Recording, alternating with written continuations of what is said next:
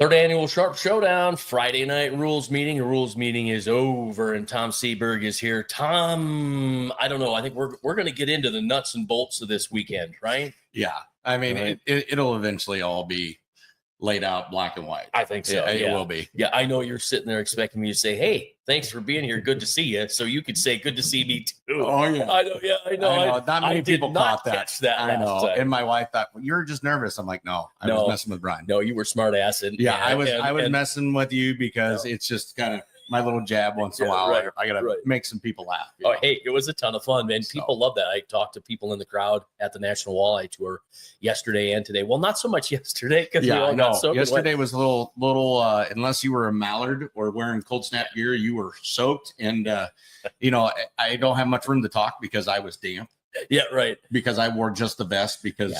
Nick and I had just got off the water. Didn't do you and so much it good. Quit raining. So I was like, okay, we'll hang up the gear and let it dry out. And then we're good. Right. And I had put on the vest and a hoodie, and lo and behold, you were really good from here. Right here and right here.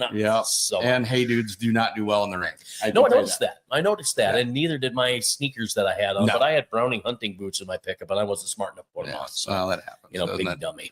So we've got, and we've talked about the wind and all this stuff, but we really haven't talked about the program.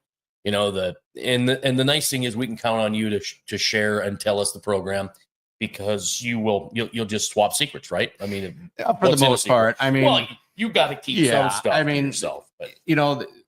I've been here since Tuesday, and one was because I know it's Sharpe.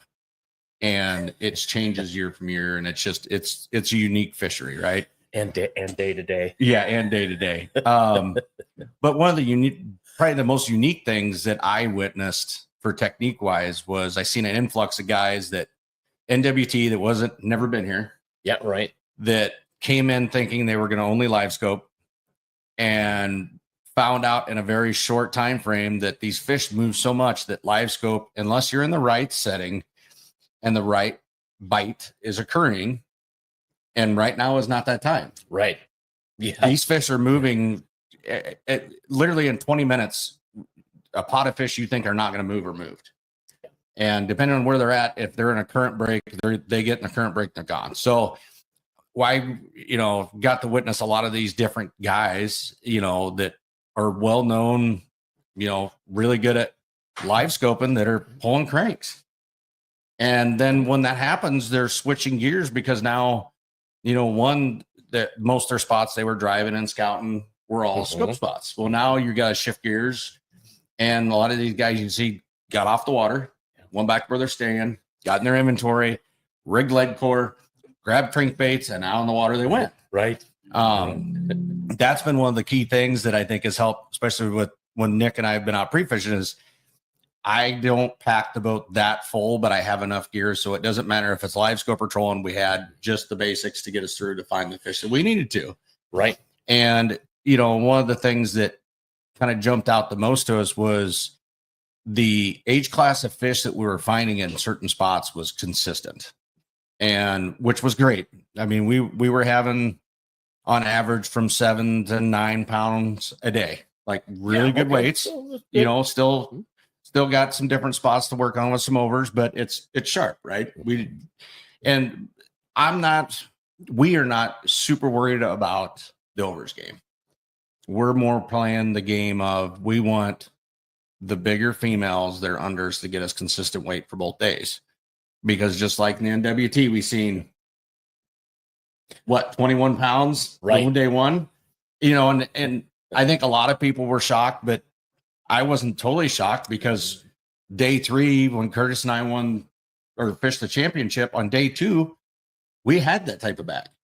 So I know firsthand that it's really difficult to repeat any of that here. It doesn't happen very often. I think there were a lot of us out in the crowd that were saying, okay, Bobby got the 21-2. Yep. And that's all well and good. Hope he comes in with a 20-pound bag. But boy, I'll tell you, when you look at whether it's Masters Walleye Circuit or any tournament, when somebody comes in with that big, heavy bag, to replicate that is darn near impossible. It's been done. Tom Wynn can do it, right? He did not do it this weekend. Nope. But if you look at and go back and look at the leaderboard and see what happened to all of those guys who are big time scopers, a lot of them finished in that, in that little second lower. half or lower. Yep. You know, And so there's evidence there that forward-facing sonar is not the end-all be-all like a lot of people think. No, and especially on certain bodies of water. I mean, there's still times where the old pulling plugs is still going to be beneficial. For one, it's a quick way to cover ground and get those age class of fish brought to the surface so you can see what you're dealing with, right? And then if you want to continue and try to focus more on forward-facing, great.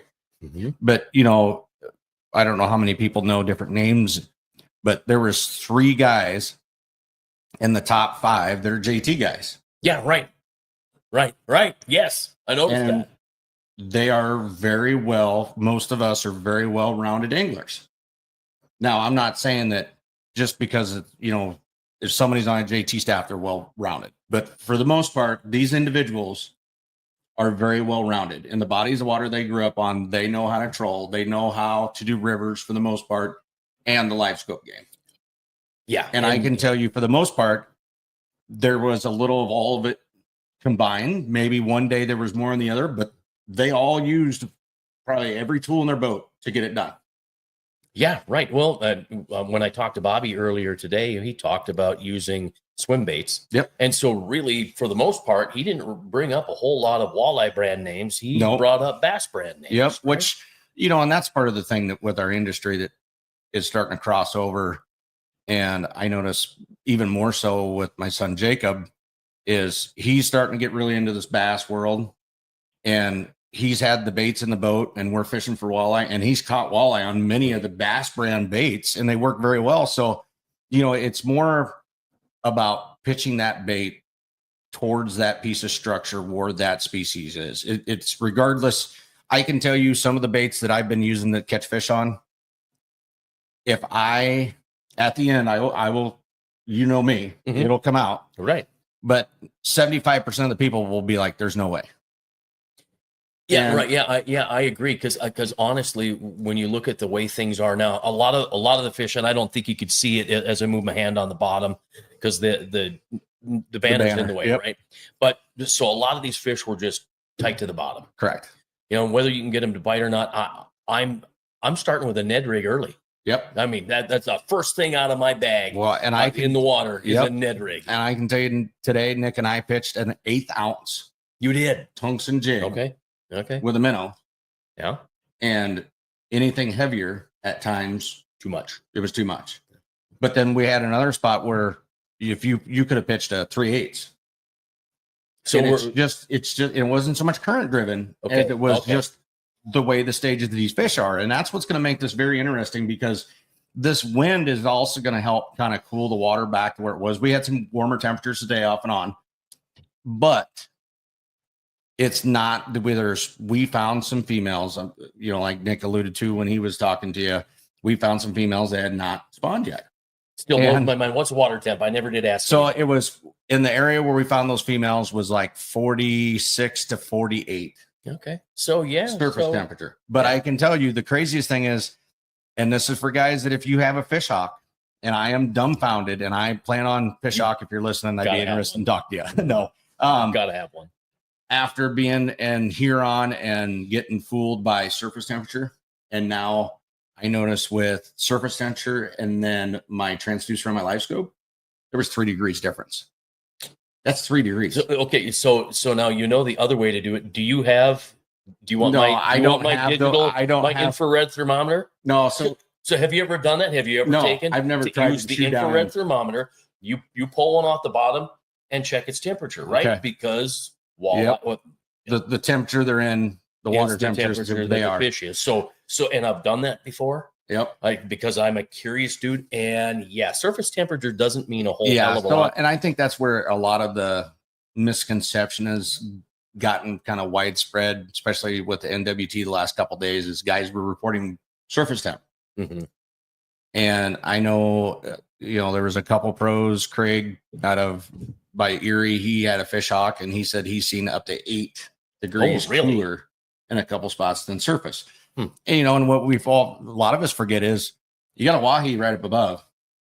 It's 50 plus deep that the water is coming into this. And where's the 3 foot Yeah. Up, down. That's all coming from Milwaukee. So it's cold. you basically have a glacier. In an essence, you have an iceberg that's feeding this water temperature. Right. So it'll be interesting. I mean, I think that you're going to see, guys that can be that consistent 7 pounds a day is going to be definitely in that top 20. And then 10 pounds a day is going to be in that top 5. And you may have, I mean, it's Sharpe, right? You got the one guy. There's going to be somebody right? Yep. that out of 2 days is going to get one of those unicorns.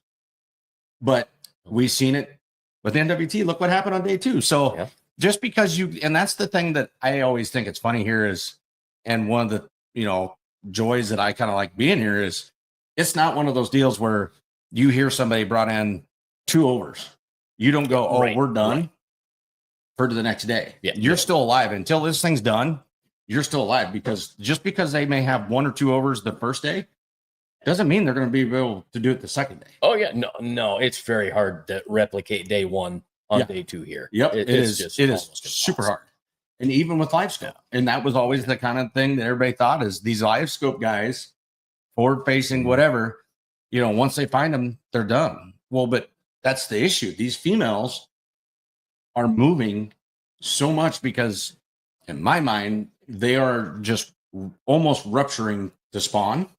If they hadn't spawned, so they're going up, checking the temp, coming back out, going up, coming back down. So it's a zigzag. Yeah. So they're not. You may find them one day shallow, but the water didn't hit the temperature they needed, so they went back out deep again. So it's not one of these typicals that you see them when you find them 2 days before your tournament. Oh, they're in this bay. They're there. No, they don't sit. And I can tell you, we have used an array of baits and sizes, whether it's pulling cranks, flipping, pitching, neg, tungsten, it don't matter. And there's a part of this river system that you could get your limit every day with any tactic you want. It's just making the decision to find the right quality and using that technique to get them. Well, and you really, I've never really fished it that much, but you have kind of 2 different sort of systems here where this north end has a fair amount of current. Yep. Right. And then you get down to the south end, it's a whole lot deeper. Yeah. And you have less current. Yeah. Right? And so a lot of guys choose to go south. Yeah. And there was a lot of guys that went all the way down West Bend, and they seen, and it's typical West Bend. It fires one day and then the next day it fizzles out. I mean, that's the nature of this place. So it'll be very interesting. And I look forward to kind of, for one, to just push myself to see what I can do because, somebody goes, oh, there's a lot of pressure. You won the world championship here. But I'm like, you know what? That was in the fall. Yep. In the fall, this body of water is way different. In the fall, I would have probably a little bit more confident in finding some bigs because they're always putting on that feedback, right? They're always coming in shallow. They're looking for something. Right now, it is such a weird deal. It is. I made the joke, and it's my little secret I'll spill on this. Seen a bunch of grebes in a spot, and I went, you know what? If they're in there, there's bait in there. There's bait in there. Yeah, that's the way my buddy Mark and I think on Devil's Lake. If you have grebes, we're fishing it. And I mean, going and right I can tell you so far, yeah, I'm batting 100 on that. And I'm not going to argue. And it's literally some of the spots have been drive by and see a big pot of grebes diving and feeding. Stop and there they use the forward facing and see the bait, and there's fish there. So if I guess FYI, if you see that yard craft flying down river, get out of the way, and you see grebes on the side, and you see me to make a U-turn, you can about bet I'm going to fish right where they're at. Yeah, so. right. And dare I say, this tournament could be won right out here. Oh, absolutely. And that's the right out here. That's just crazy. The causeway. Yeah, right. It is. It really is. It's very crazy. When Curtis and I went out, we were in the spillway or the spill basin. Yeah, exactly. That's what 9 miles from here. It's nothing. I mean, and there was guys that made the run all the way south. So, it's just one of those fisheries that it's a wild card. It really is. Yeah, and it's one of those ones that also that can frustrate you because a guy can think, oh, I know what I'm doing. And I tell you what, this body of water will make you scratch your head. And unfortunately, if you're super unlucky, you could lose a lower unit knock on wood, Yeah. nobody's done it yet, but this thing has got Yeah. some stuff that'll jump at you if you ain't paying attention. If So you don't know it, yeah, Google Earth is probably your best friend. And you look at that historic imagery, and even at that, it's not going to tell you everything. even there's still, we found a deadhead that we went by 4 times. Ooh. And it was 6 feet from our first pass downriver. Really? Yeah. So it was a little scary. You can guarantee that I spun around and got next to it and dropped the waypoint on it. Oh, so heavens, it's marked on the map now. Oh, no doubt. Well, we appreciate you. We appreciate everything. Good luck to you and Nick. Love the new team there. Yeah, it's fun. It's fun to watch, and this will be your second tournament together. So you've had time to practice. And, we're learning each other's strengths and where we can help each other out. And it's just one of those deals when you're a new teammate. It takes a little bit to get and figure out what you're doing. So yeah, it does. Tom Sieburg, thank you much. Thank you. All right, good luck to you. Thank you.